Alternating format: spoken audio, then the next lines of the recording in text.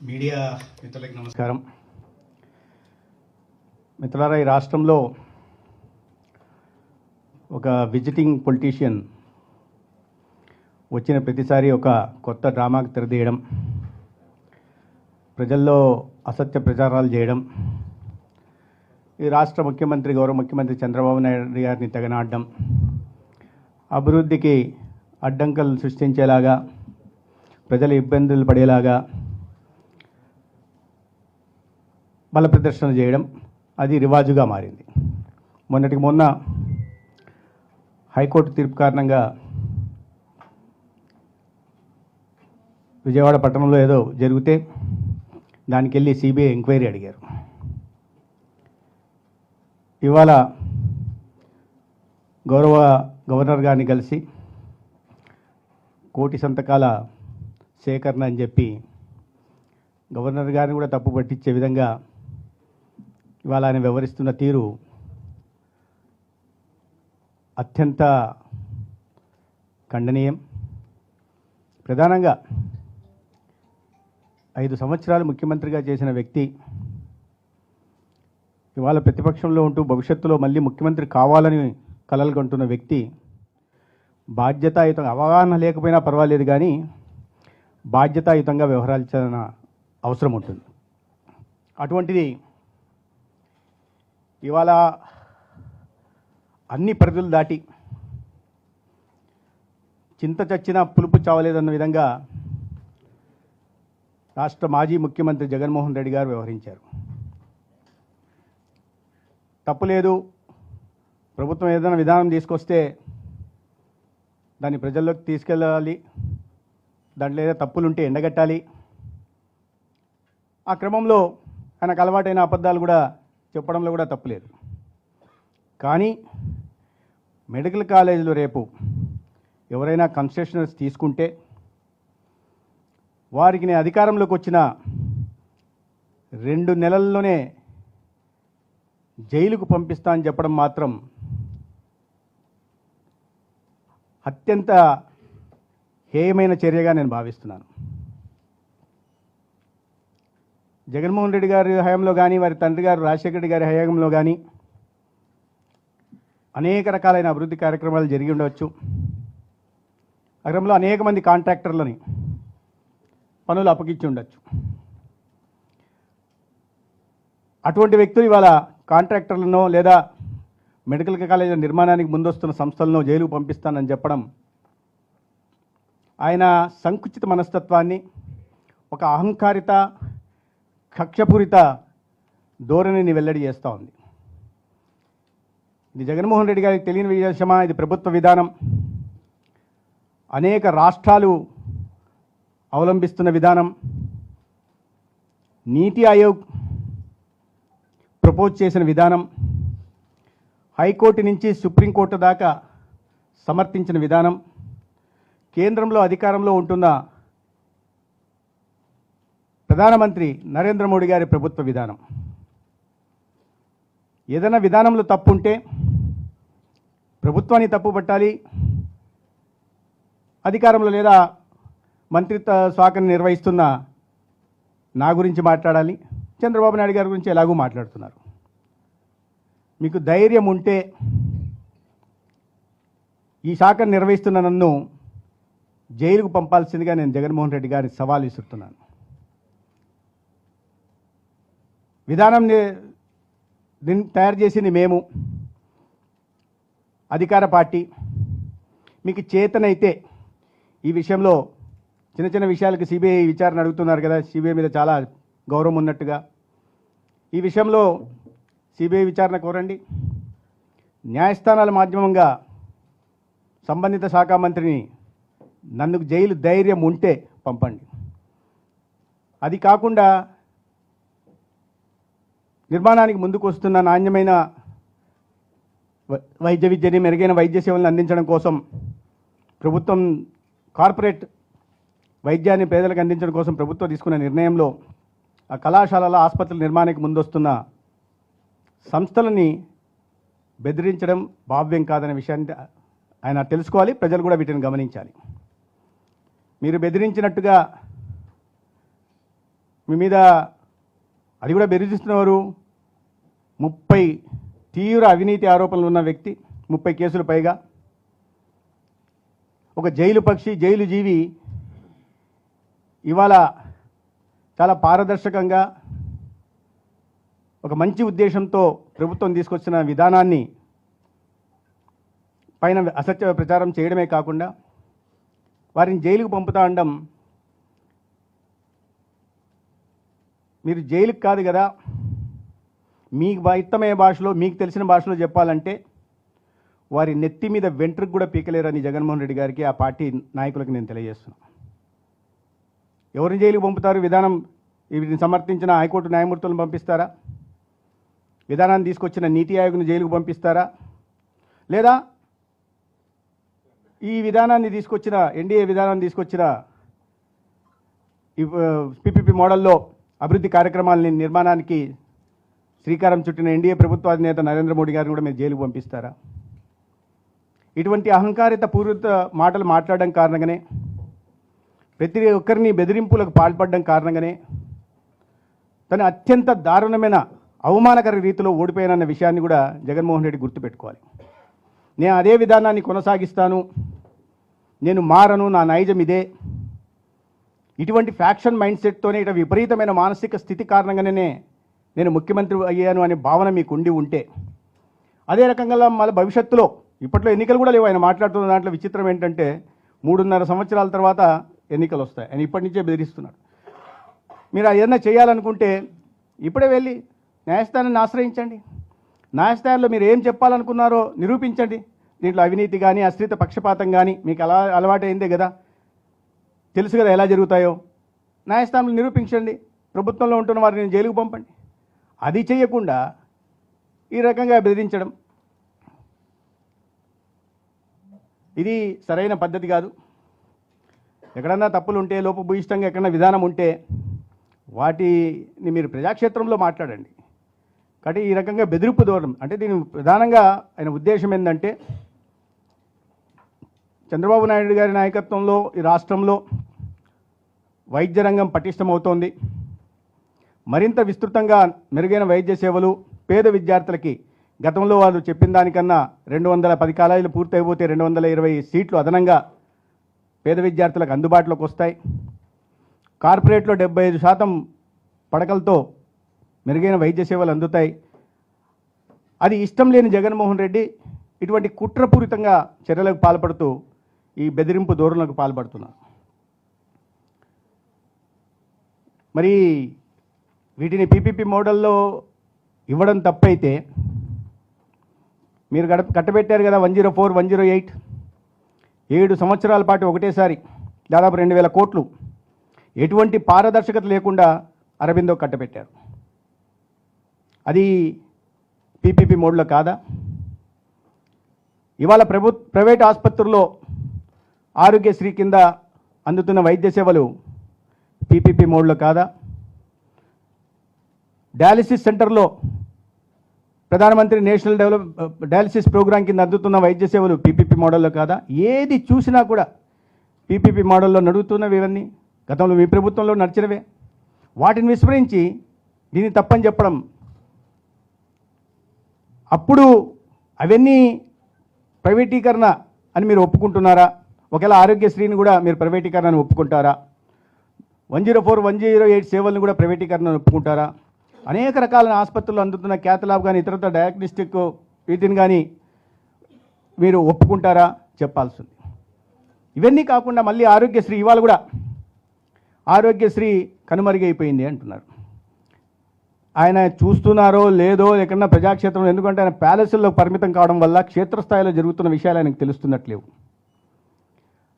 ఆరోగ్యశ్రీ కింద సగటున 350 కోట్లు ఖర్చు పెడుతూ గత 18 నెలల్లో 6000 కోట్లని పేదలకి నాణ్యమైన 25 లక్షల రూపాయల దాకా ఖరీదైన చికిత్సను కూడా అందించడం కోసం కూటమి ప్రభుత్వం ఖర్చు పెట్టిందన్న విషయం గుర్తుపెట్టుకోవాల్సింది.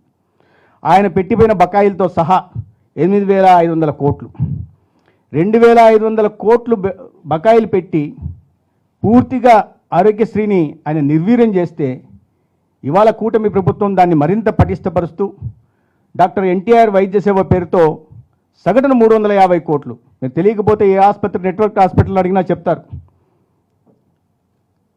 మీరు బెంగళూరులో కూడా అడగచ్చు, కాల్స్ బెంగళూరులో కూడా నెట్వర్క్ హాస్పిటల్స్ ఉన్నాయి. ఎప్పుడన్నా లోటస్ పాండ్కు పర్యటనకు వెళ్ళినప్పుడు హైదరాబాద్లో కూడా నెట్వర్క్ హాస్పిటల్ ఉన్నాయి.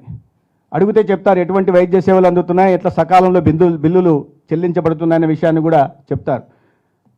ప్రజలతో ఏనాడు సంబంధం లేని వ్యక్తులు ఈ రకంగా మాట్లాడడం ఆయన వాస్తవానికి ఎంత దూరంగా ఉన్నారనే విషయాన్ని మనం అర్థం చేసుకోవాల్సింది. ఇంకో విషయం, ఏదో లింకు లేని మాటలు మాట్లాడడం. ఆయన చిన్నప్పుడు ఎప్పుడో నేదురుమల్లి జనార్దన్ రెడ్డి గారు మెడికల్ కాలేజ్ ప్రైవేటు విధానంలో నిర్మించబోతే పదవి కోల్పోయారట. అప్పుడు జనార్దన్ రెడ్డి గారి మీద అది గ్రానైట్ కేసు కానీ, లేదా శ్రీశైలం డ్యామ్ విషయంలో అసిత పక్షపాతం కానీ, లేదా క్యాపిటేషన్ ఫీ విషయంలో హైకోర్టు తీర్పు ఇస్తే దానికి వారి అధిష్టానం ఆయన రాజీనామా చేయించింది.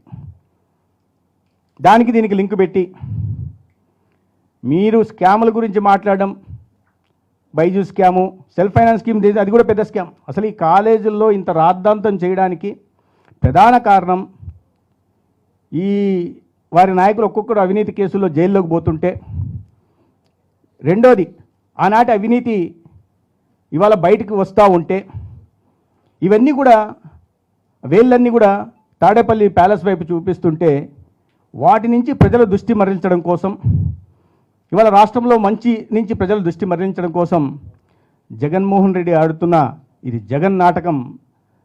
దాంట్లో పాపం కొంతమంది కార్యకర్తల్ని, నాయకులను కూడా పాత్రదారులు చేసి వాళ్ళతో కూడా ఈ డ్రామాను ఆడించే ప్రయత్నం ఆయన చేస్తూ ఉన్నాడు.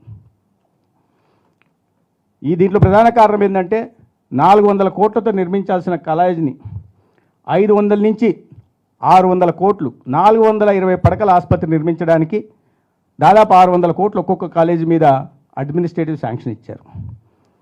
దాంట్లో ఒక్కొక్క కాలేజీలో 150 నుంచి 200 కోట్లు అవినీతికి పాల్పడిన జగన్మోహన్ రెడ్డి ఇవాళ మొత్తం మళ్ళీ తిరిగి వెళ్ళి చెల్లించాల్సిన నేపథ్యంలో దీన్ని ఈ రకంగా మార్చుకొని అవినీతి 30 కేసుల్లో అవినీతిలో ఉన్న, నెల సంవత్సరాల పాటు జైల్లో ఉన్న వ్యక్తులు ఇవాళ అవినీతి ఆరోపణలు చేస్తుంటే దయ్యాలు వేదాలు వల్లిచ్చినట్టుగా ఉంది.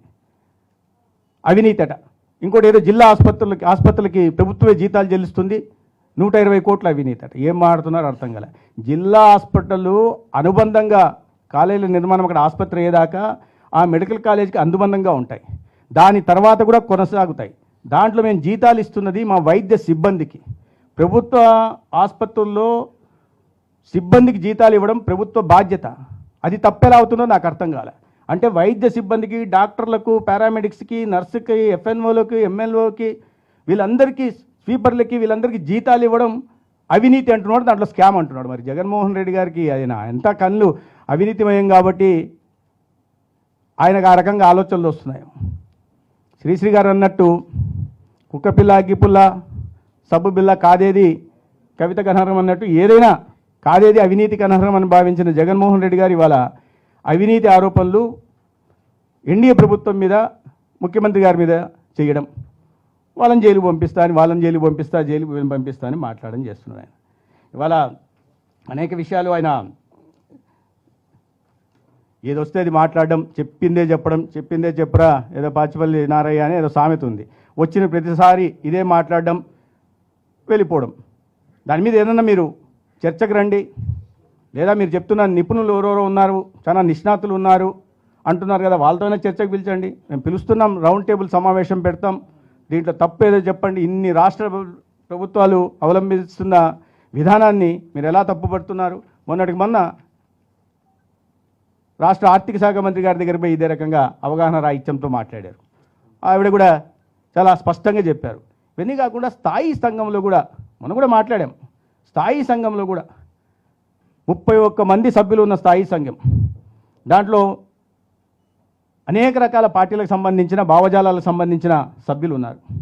వాళ్ళందరూ కూడా చాలా స్పష్టంగా చెప్పారు, ఇవాళ అనుకున్న స్థాయిలో డాక్టర్ పేషెంట్ రేషియో మన రాష్ట్రం కొద్దిగా మినహాయింపు దానికి లేదు కాబట్టి వీటిని సరిచేయాల్సిన అవసరం ఉంది. ఇంకా పెద్ద ఎత్తున మెడికల్ కాలేజీ రావాల్సి ఉంది కాబట్టి ప్రభుత్వానికి ఇది ఆర్థికకరమైన ఇబ్బందులు ఉన్నాయి కాబట్టి దీన్ని దృష్టిలో పెట్టుకొని ప్రైవేట్ సంస్థల్ని దీన్ని ప్రోత్సహించాలా, పబ్లిక్ ప్రైవేట్ పార్ట్నర్షిప్ అంటే ప్రభుత్వ ప్రైవేటు భాగస్వామ్యంతో కళాశాలను నిర్మించాలా, ఆ ముందుకొస్తున్న సంస్థలకి పన్ను రాయితీలు కూడా ఇవ్వాలా అని స్థాయి సంఘం చెప్పింది. దానికి వైబిలిటీ గ్యాప్ ఫండింగ్ ఇవ్వడానికి నీతి ఆయోగ్ ప్రతిపాదించింది.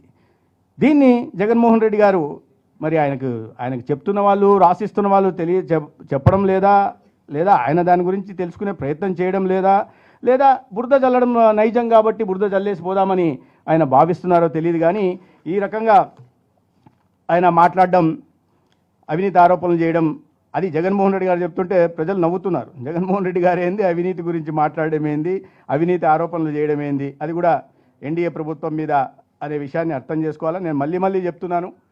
ఇది ఎన్డీఏ ప్రభుత్వ విధానం. ఎవ్వరు కూడా ఇటువంటి తాటాకు చప్పులకు బెదాల్సిన అవసరం లేదు. జగన్మోహన్ రెడ్డి గారు కాదు కదా, 100 మంది జగన్మోహన్ రెడ్డి గారు కట్టగట్టుకొని వచ్చినా వాళ్ళు అధికారంలోకి వచ్చేది లేదు, చచ్చేది లేదు. దాని తర్వాత ఎవరిని జైలుకు పంపే అవకాశము లేదు. ప్రజాస్వామ్యంలో ఉన్నామా, రాజ్యాంగ విలువలకి లోబడి పనిచేస్తున్నామా, లేదా అటవిక పాలనలో ఉన్నామా? ఇంకా ఆయన ముఖ్యమంత్రిగా ఉన్నట్టు భావించుకుంటున్నారో నాకు అర్థం కావట్లేదు. బెదిరించడం ఏంది, జైలుకు పంపిస్తామని చెప్పి ఏం చేశారు?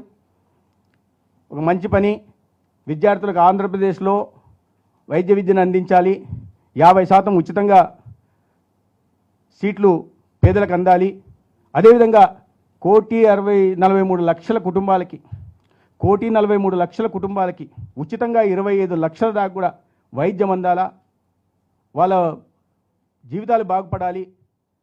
దాని కారణంగా అనారోగ్యం బారిన పాడి ఖర్చయ్యి వారి కుటుంబాలు చిన్నాభిన్నం కాకుండా, వారి పిల్లల భవిష్యత్తు భ్రష్టు పట్టకుండా ఇవాళ ఇంత పెద్ద ఎత్తున ఎన్డీఏ ప్రభుత్వం ఈ ప్రయత్నం చేస్తుంది. దానికి ముందుకు వస్తున్నారు సంస్థలు కూడా ముందుకు వస్తున్నాయి. వాళ్ళని బెదిరించడం అనేది అటవిక మనస్తత్వానికి మీకు నిజంగా చేతనుంటే మీకు నమ్ముతుంటే కోర్టుకు వెళ్ళండి, కోర్టులో తీసుకురండి. అనేక విధానాలు గతంలో మేము ప్రతిపక్షంలో ఉన్నప్పుడు అనేక విషయాల్లో ఇలాగే పోరాడాం, కోర్టు దృష్టికి తీసుకెళ్ళాం. మీరు చేతనైతే ఆ పని చేయండి, విమర్శించండి. కానీ సంబంధం లేని వాళ్ళని బెదిరించే హక్కు మీకు ఎవ్వరూ ఇవ్వలేదని అర్థం చేసుకోవాల్సింది. అదే కాకుండా ఇదే రకంగా ఉంటే, ఇదే మనస్తత్వంతో ముందుకెళ్తే, ఈ తీవ్రమైన మానసిక పరిస్థితి నుంచి బయటికి రాకపోతే రాబోయే రోజుల్లో మన 11 సీట్లకు పరిమితమైన జగన్మోహన్ రెడ్డి గారు ఆయన పార్టీ రాజకీయ సమాధిని ఆయనే స్వయంగా కట్టుకుంటున్నాడు అనే విషయాన్ని కట్టుకోవాలి. దాని మీద మళ్ళీ ఇంకో పెద్ద ప్యాలెస్ కట్టాల్సిన పరిస్థితి వస్తుంది. కాబట్టి జగన్మోహన్ రెడ్డి గారు ఇప్పటికైనా కాస్త మారాలి. మారిన తర్వాత ఈ పరిస్థితిని కూడా అర్థం చేసుకోవాలి. ఇవన్నీ కాదు, ఆయన ముందు ఒకరిని జైలుకు పంపడం కాదు, ఈ కేసుల్లో ఆయన జైలుకు పోకుండా కాపాడుకుంటే మంచిది. రేపు పోతారో ఎల్లుండి జైలుకు పోతారో తెలియని వ్యక్తి ఇవాళ వాళ్ళకి జైలుకు పంపిస్తున్నా, వీళ్ళ జైలుకు పంపిస్తున్నా, పకటికెళ్ళలు అనుకుంటూ నేను అధికారంలోకి వచ్చేస్తున్నా 2 నెలల కంట, అది కూడా 2 నెలలకి. జగన్మోహన్ రెడ్డి గారు ఏ మాట నిలబెట్టుకోవడానికి మనకు తెలుసు. గతంలో చూసాం, 7 రోజుల్లో ఏదో రద్దు చేస్తా అన్నాడు. ప్రతిపక్షంలో ఉన్నాడు, సిపిఎస్ని రద్దు చేస్తాడు, నెల రోజుల్లో రద్దు చేస్తున్నాడు. ఇది చేస్తే ఏది చేయలేదు తర్వాత వచ్చిన తర్వాత. కాబట్టి ఏది చెయ్యడు ఆయన, చెప్పకుండా ఊరికే తాటాకు చప్పులు చేసి బెదిరించి తద్వారా వాళ్ళు రాకుండా చేద్దామనే ఉద్దేశం. దీని వెనక కుట్ర ఏంటంటే, హాస్పిటల్ నిర్మాణం కాకూడదు, కాలేజీల నిర్మాణం కాకూడదు, వైద్య విద్య పేదలకు అందకూడదు, పేద పేదలకి వైద్య సాయం కూడా అందకూడదు అనే విషయాన్ని మనకు అర్థం చేసుకోవాల్సింది.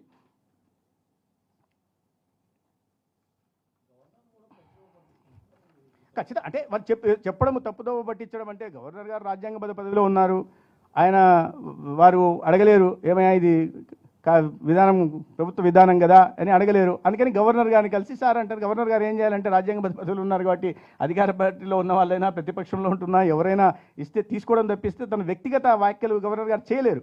దాన్ని అలసుగా తీసుకొని ఇవాళ చూసారా గవర్నర్ గారిని కలిసి వచ్చామని. అదే మొన్న వెళ్ళారు ఆర్థిక శాఖ మంత్రి గారి దగ్గరికి వెళ్ళినప్పుడు చాలా స్పష్టంగా నిర్మలా సీతారామన్ గారు చెప్పింది, మీకు అవగాహన ఉందా లేదా, అసలు పీపీపీ మోడల్లో అన్నీ నడుస్తున్నది, రహదారుల నిర్మాణం జరుగుతున్నది, పీపీపీ మోడల్లో, ఎయిర్పోర్ట్ల నిర్మాణం జరుగుతున్నది పీపీపీ మోడ్లో, పోర్ట్ల నిర్మాణం జరుగుతున్నది పీపీపీ మోడ్లో. ఇవాళ అనేక సంస్థలు, మీరు ఎందుకు ఐఐటీలు ఐఐఎంలు కూడా పీపీపీ మోడల్లో ఇవాళ నిర్మాణాలు జరుగుతున్నాయి, సేవలు అందిస్తున్నారు. మీరు ఏ రంగం చూసుకున్నా కూడా రక్షణ, మొన్న కూడా చెప్పాను నేను, రక్షణ రంగంలో అత్యంత కీలకమైన రక్షణ రంగంలో కూడా ప్రైవేటు పెట్టుబడులను ప్రభుత్వం ప్రోత్సహిస్తూ ఉంటే, దాంట్లో గణనీయమైన మార్పు తీసుకొస్తూ ఉంటే, ఇవాళ పేదలకు సేవలు అందించే చోట వీళ్ళకి వచ్చిన దీన్ని ఎందుకు వ్యతిరేకిస్తున్నారో, వాళ్ళకు వచ్చిన బాధ ఏంటో నొప్పి ఏంటో అర్థం కావట్లే. అదే మరి సీఎంగా పనిచే మామూలు వాళ్ళకు కూడా తెలుసు ప్రైవేట్ పబ్లిక్ పార్ట్నర్షిప్కి ప్రైవేటైజేషన్కి తేడా అని.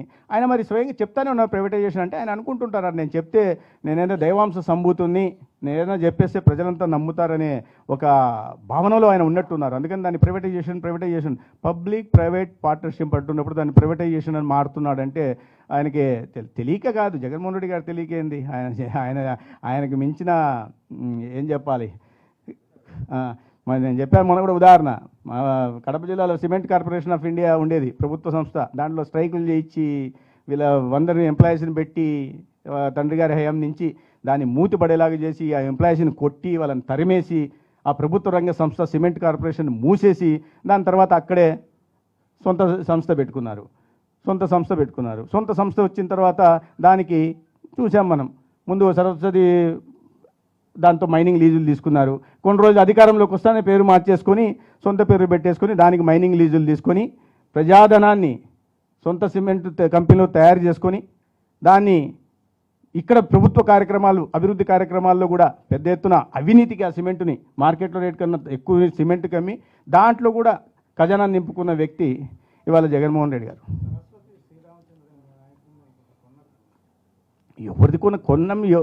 ఎవరిది కొన్నారనేది కాదు కదా, ముందు నుంచి కొన్నారు. మరి క్విట్ ప్రో కోల్ చేశారు, తీసుకున్నారు. ఎవరు? శ్రీరామచంద్ర. ఎవరు అమ్ముకునేదానికి దీనికి ఏం సంబంధం ఉంది? కంపెనీ కొనడం వేరండి. కంపెనీ కొన్న తర్వాత దానికి ఏ రకంగా అధికార దుర్వినియోగానికి పాల్పడి, ఏ రకంగా క్విట్ ప్రో కారణంగా బయట కంపెనీలకు వేరే రకంగా సహాయం చేసి వారి నుంచి డబ్బులు దీంట్లో పెట్టుబడులు పెట్టించి, లేదా సంస్థ షేర్ని 10 రూపాయలు ఉంటుందో దాన్ని 2000 రూపాయలకు తీసుకెళ్ళి దాంట్లో బయట నుంచి ప్రైవేట్ వ్యక్తులు ఎవరికైతే సహకారం అందించారో వాళ్ళ దగ్గర నుంచి పెట్టుబడులు పెట్టించి తద్వారా వీళ్ళ ఆస్తులు పెంచుకునే ప్రయత్నం జరిగింది అది. కాబట్టి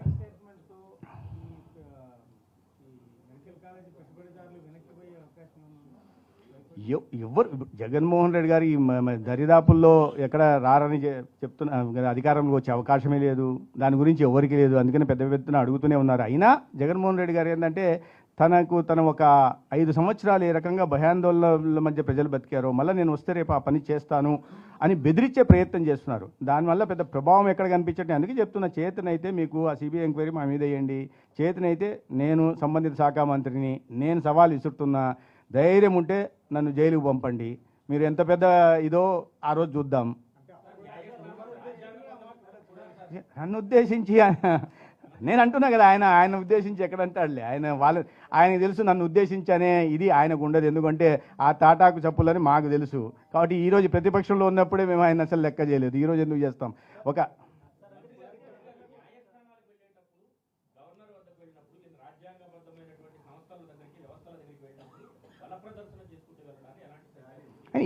రాజ్యాంగబద్ధ, అదే చెప్తున్నా మీకు, రాజ్యాంగబద్ధ కోర్టులలో కూడా బల ప్రదర్శన చేశారు. రాజ్యాంగబద్ధ పదవిలో ఉంటున్న గవర్నర్ గారి దగ్గరికి బల ప్రదర్శన చేస్తున్నారు.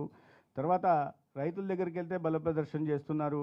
చివరికి సంతాపం తెలగడానికి పోతే కూడా బల ప్రదర్శన చేస్తున్నారు. దానికి ఏంటంటే ఆయనకు ప్రజల్లో ప్రధానంగా ఆయన ఒక రకమైన ఆత్మ న్యూనతా భావంలో ఉన్నట్టున్నారు. ఆయన మానసిక పరిస్థితిని చూస్తే నేను డాక్టర్ కాకపోయినా ఆరోగ్య శాఖ మంత్రిగా 18 నెలలుగా ఉన్నా కాబట్టి మనుషుల్ని చదవడం కొద్దిగా నేర్చుకుంటున్నా. ఆ అభద్రతా భావంలో నుంచి, ఆత్మ న్యూనతా భావంలో నుంచి ఆయన ఈ రకంగా బల ప్రదర్శన చేసి రాత్రి లేకుంటే ఆ పబ్లిక్ ఎక్కడ మర్చిపోతారో అనే భావనలో ఉన్నట్టున్నారు. అదొక, నేను లాస్ట్ టైం చెప్పాను, ఒక రకమైన మానసిక స్థితి. అది మానసిక రోగం కూడా. ఎందుకంటే దానికి ఖచ్చితంగా ట్రీట్మెంట్ కూడా ఇప్పించాలా. నేను కూడా ఒకే జిల్లా నుంచి వచ్చిన వాళ్ళు కాబట్టి జగన్మోహన్ రెడ్డి గారి మీద, వారి తండ్రి గారితో కూడా నాకు అనుబంధం ఉండేది. అభిమానంతో చెప్తున్నా, తొందరగా ట్రీట్మెంట్ చేసుకుంటే మంచిది. నేను వేరే రకంగా చెప్పట్లా దీన్ని. నిజంగా ఆయన బల ప్రదర్శనలు చేయడం, కోర్టుకు వెళ్ళి బల ప్రదర్శన చేయడం, కోర్టుకు సమయాన్ని కేటాయించడం, లేదా ఇవాళ గవర్నర్ గారి దగ్గరికి బల ప్రదర్శన, అది ఒక రివాజుగా మారింది. దాన్ని ఆయన చాలా గొప్పగా భావిస్తున్నాడు. దీన్ని తీసుకెళ్లి నేషనల్ మీడియాలో అక్కడ బయట రాష్ట్రాల్లో చూపించడం, దానికి ఒక టీంని పెట్టుకోవడం, అక్కడ ఆంధ్రప్రదేశ్లో జగన్మోహన్ రెడ్డి గారు చాలా ఇదిగా పెద్ద ఇదంట కదా అని అడిగాను. నన్ను కూడా మన మధ్య ఢిల్లీలో అడిగారు, ఏంటి జగన్మోహన్ రెడ్డి గారు ఎక్కడికో పోతే చాలామంది అంటే నేను చెప్పా, ఆయన ఎయిర్పోర్ట్లో ఇక్కడ దిగినప్పుడేమో 10 మంది రారు, 20 మంది రారు.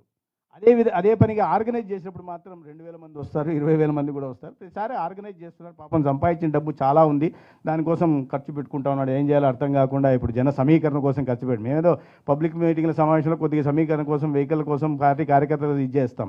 ఈయన పెట్టడం, సమీకరణ చేయడం, కార్లు పంపడం, బిర్యానీలు పెట్టడం, ఇంకా ఆ మిగిలిపోయిన గతంలో తయారు చేసిన డిస్టరీలో మిగిలిపోయినవన్నీ పంచడం చేసి జన సమీకరణ చేసి తద్వారా ఆయన మోసపుచ్చుకుంటున్నాడు. నాకు ఇంత జనాదరణ ఉంది అని చెప్పి ప్రజలను కూడా మభ్యపెట్టే ప్రయత్నం చేస్తున్నారు.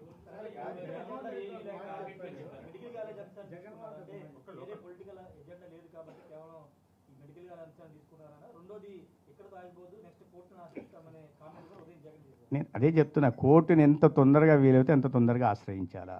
రెండో విషయంలో దీని మీద మీరు అవినీతి జరిగిందని మీరు అంటున్నారు కదా, దాంట్లో అది మీరు దాన్ని కూడా సిబిఐ ఎంక్వైరీ అడగాల. ఎందుకంటే నేను చెప్పింది 420 పడకల ఆసుపత్రి నిర్మించడానికి వాళ్ళు 500 నుంచి 600 కోట్లు అడ్మినిస్ట్రేటివ్ శాంక్షన్ ఇస్తే, మేము 625 పడకల నిర్మాణానికి ఇవాళ కన్సెషన్ ఎవరు వస్తారో వాళ్ళకి 410 నుంచి 450 కోట్లు మాత్రమే ఖర్చు అవుతుంది. దాన్ని బట్టి ఎవరు అవినీతికి పాల్పడ్డారనే విషయాన్ని అర్థం చేసుకోవాలి. సిబిఐ మా చేతుల్లో ఏముందండి, బలి ఉన్నారు మీరు. అదొక స్వయం ప్రతిపత్తి కలిగిన సంస్థ, అట్లా కాదు కదా. అడుగు కోట్లు ఉన్నాయి కదా.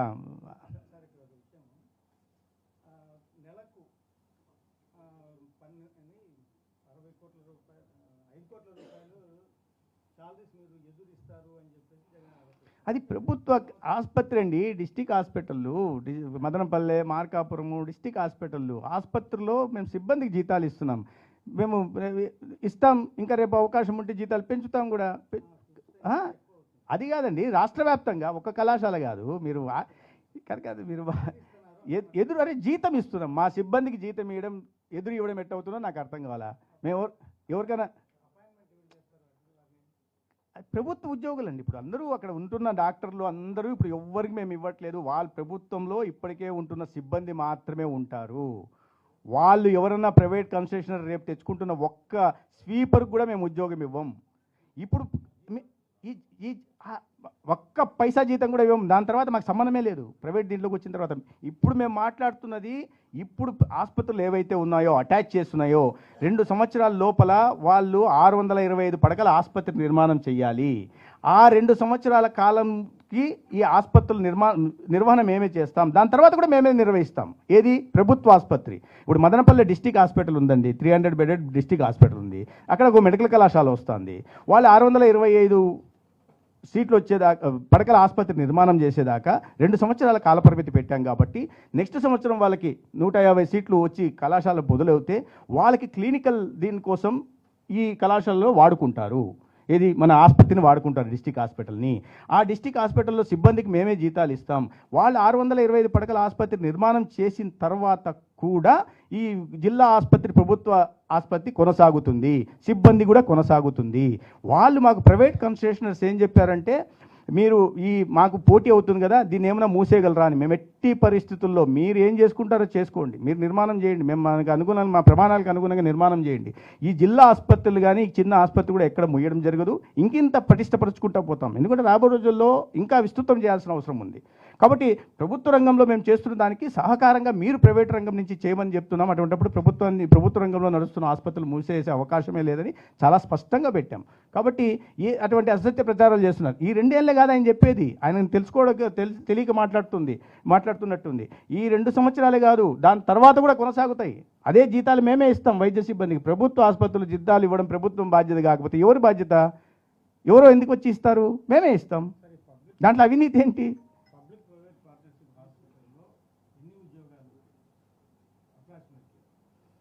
డిపెండ్స్. ఇప్పుడు ఒక్కసారి అని కాదు, మీరు మొదలైనప్పటి నుంచి సిబ్బంది 400తో మొదలు పెట్టచ్చు. 50 బెడెడ్ ఇంటేక్ ఉంటే ఒక రకంగా ఉంటుంది, 100 బెడెడ్ ఇంటేకు, 150 బెడెడ్ ఇంటేకు, 250 బెడెడ్ ఇంటేక్ ఉంటే ఒక రకంగా ఉంటుంది. అట్లా ఇంటేక్ను బట్టి సిబ్బంది పెరుగుతూ పోతుంది.